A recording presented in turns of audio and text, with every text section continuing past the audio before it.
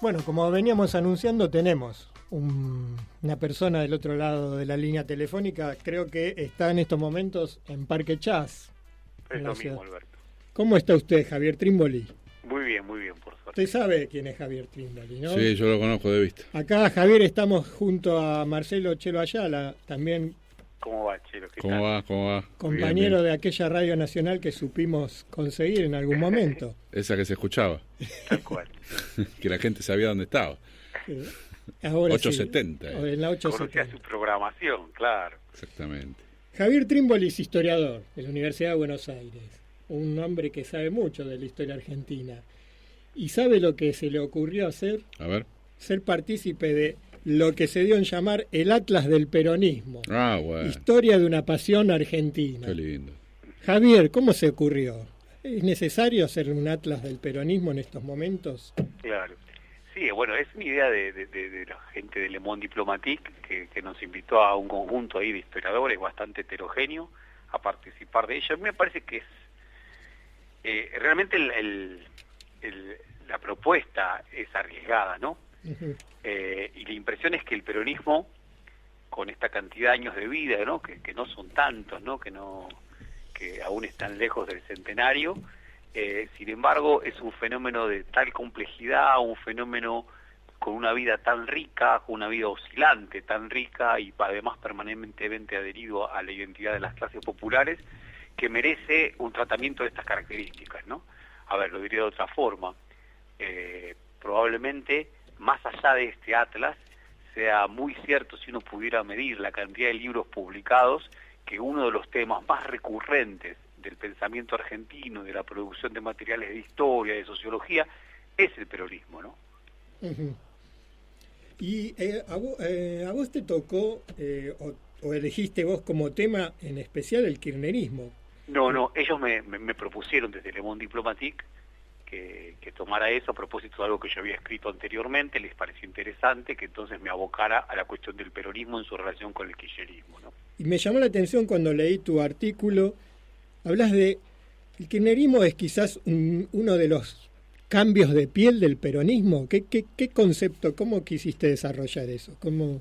Sí, ahí a mí me interesaba, sobre todo porque hay un historiador muy importante académicamente, que todos valoramos muchísimo, quizás uno de los más importantes que tuvo la Argentina en el siglo XX, ¿no? Que tuvo varios, ¿no? Jorge Abelardo Ramos es uno, José Luis Romero es otro, quizá también alguien podría decir José María Rosa. Tulio Alperindongui es otro, ¿no? De ideología muy distintas unos y otros, de forma de trabajo muy distinta respecto a la historia, pero Alperín es uno de ellos. Y Alperín, en un libro del año 2008, justo después del conflicto con el campo, lo que él dice es que, claro, que él toma esta idea, la idea de que el kirchnerismo, es un cambio de piel. Uh-huh. Que el peronismo se caracteriza por frecuentemente producir en sí mismo, no en su propio cuerpo, mutaciones en su piel.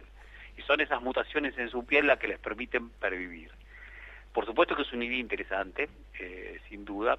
No obstante, lo que quiere quizá esconder esa idea es quizá lo que yo planteaba anteriormente, ¿no? Que sea como sea, en una mutación u otra, hay algo que parece ser casi como permanente. Las clases populares, ¿no? Los como decía en su momento Dostoyevsky, le gustaba a Rodolfo Walsh, los humillados y ofendidos en la Argentina, casi imperturbablemente han mantenido su identidad política en relación con el peronismo, más allá de sus mutaciones de piel, ¿no? Como si descubrieran que más allá de ellas, bien, hay algo que perdura. Y en esta perdurabilidad, digamos, entran, digamos, ¿cómo catalogarlo? ¿Cómo calificarlo? Aquella izquierda y aquella derecha que anda caminando siempre por la Argentina, o sea, ¿puede abarcar tanto ese? En algún momento, me acuerdo, en la década del 80, fui a una charla de Eduardo Galeano y un compañero mío le preguntó así, le dijo, ¿qué es para ustedes el peronismo, los uruguayos? Y Galeano le dijo, mirá, para mí es un gran campamento sin fronteras.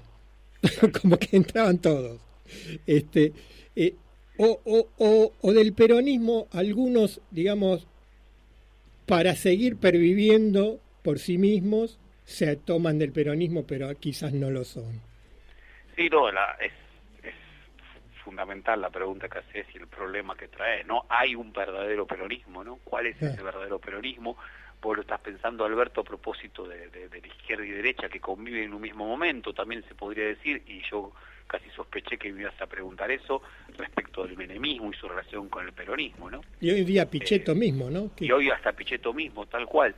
A mí me parece, yo me acuerdo que Juan Carlos Torre, que es un estudioso del movimiento obrero, interesantísimo, una vez lo entrevistábamos hace mucho tiempo cuando uno era joven, y él nos decía, año 93, 94, él nos decía algo así como, el peronismo no es un contenido, sino es una manera de hacer política, ¿no?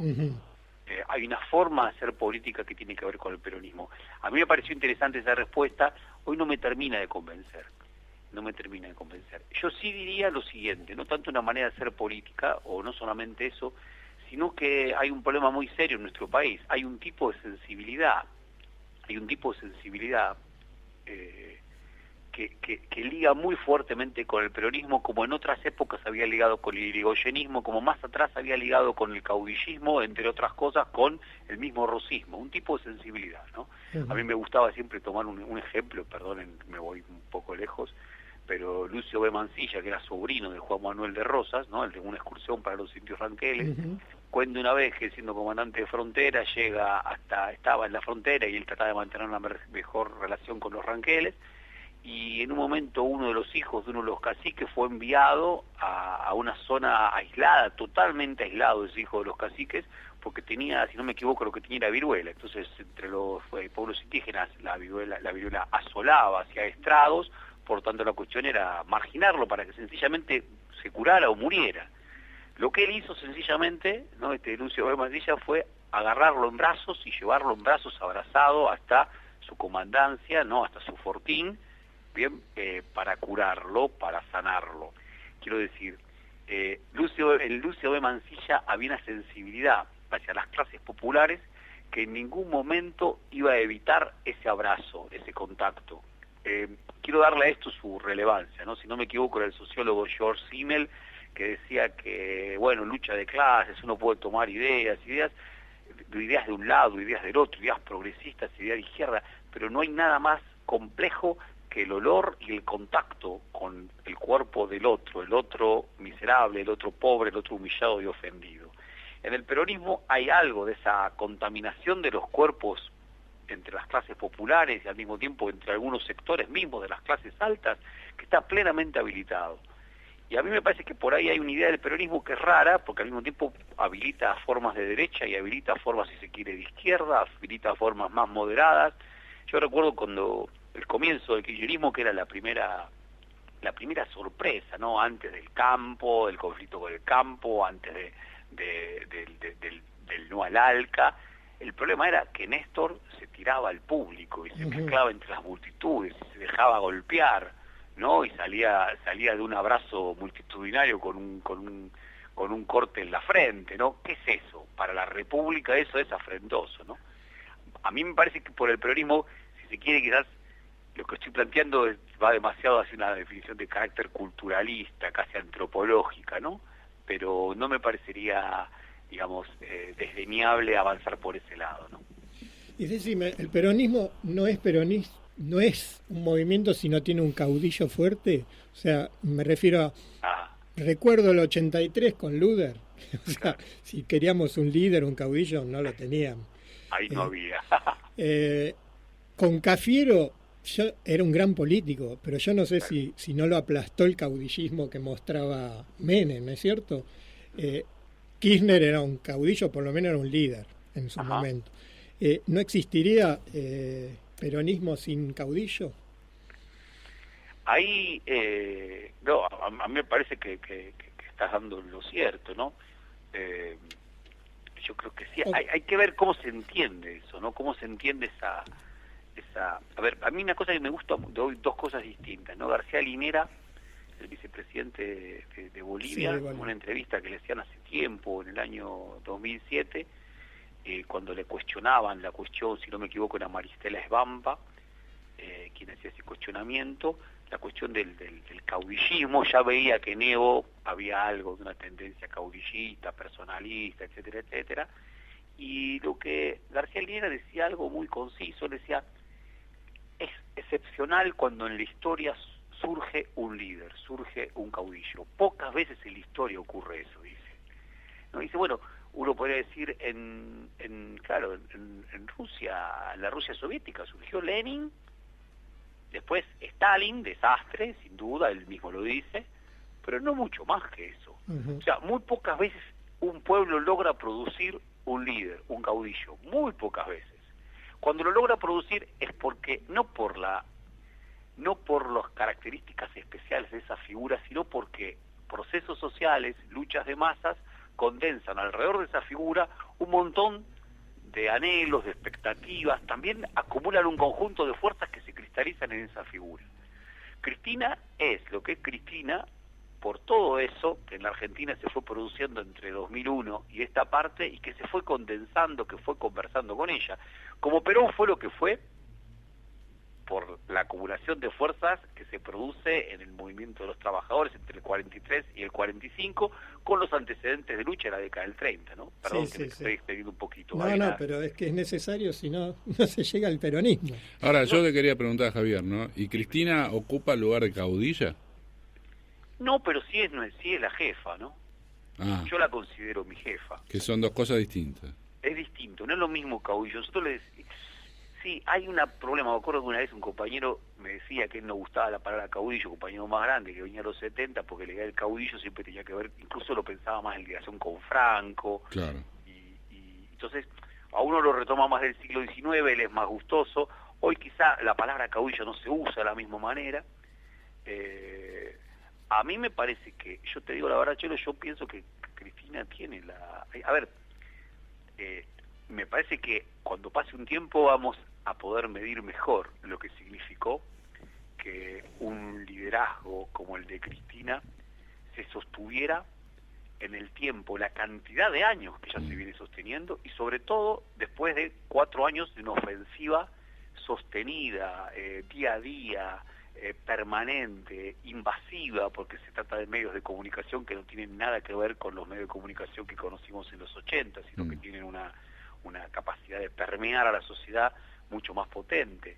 Y sin embargo ese liderazgo se sostiene, sigue existiendo, ¿no? Obviamente discutamos, podemos conversar y pensar en qué porcentaje está y cuánto un caudillo ese porcentaje limita su condición de caudillo, ¿no? Si no es un porcentaje que es exactamente el 50 o que no llega a ser el 50. Ahora, hay una parte de la población que tiene un grado de adhesión a su figura y a sus políticas y a incluso no poner jamás bajo sospecha, ¿no? Aquello de lo que se le acusa, que ni siquiera ser impermeables a eso, Claro. ¿no? Bueno, es interesantísimo para pensar, no sé, es como que tendría que venir Max Weber y pensar alguna forma del carisma en relación con este tipo de figura, ¿no? Javier, vos te acercaste, imagino, somos cercanos en edades, te acercaste a la política, imagino, en los 80. Ajá, alguna vez lo charlamos. Sí. No fuiste precisamente peronista en esa época, según me contabas. No, sí, yo no, digo porque decís, Cristina es mi jefa, decís en este momento. Ah, no, eso sí, claro, no, yo vengo de la izquierda, en los años 80 mi militancia era con la Juventud Comunista, ¿no? Y era muy discutible, compleja militancia, complejo el Partido Comunista Argentino, no obstante yo, reivindico muchísimo lo que fue la formación que daba en ese entonces. Aquella FEDE. Y aparte la experiencia de camaradas, era pero muy fenomenal. Pero sí, uno venía de esa experiencia y tenía otros compañeros que sí estaban en relación con el peronismo. Ahora, quizás lo que vos decías, Alberto, antes, ¿no? En los 80, para aquellos que veníamos de con ese tipo de preocupaciones de izquierda, nacional popular, revolucionarias, que siempre había algo yo diría así, que había algo por el lado de la clase trabajadora que siempre nos parecía que si había alguna solución iba a venir de ese lado, no de otra, que no podía haber solución que le diera la espalda a la clase trabajadora, digamos. Que en ese momento había un vacío de liderazgo enorme, ¿no? Un vacío de liderazgo enorme, ¿no? Como que estábamos todos, digamos, a la espera de la aparición de cierto liderazgo. Estaba por decir Mesías, ¿no? Claro, ¿sabes qué estaba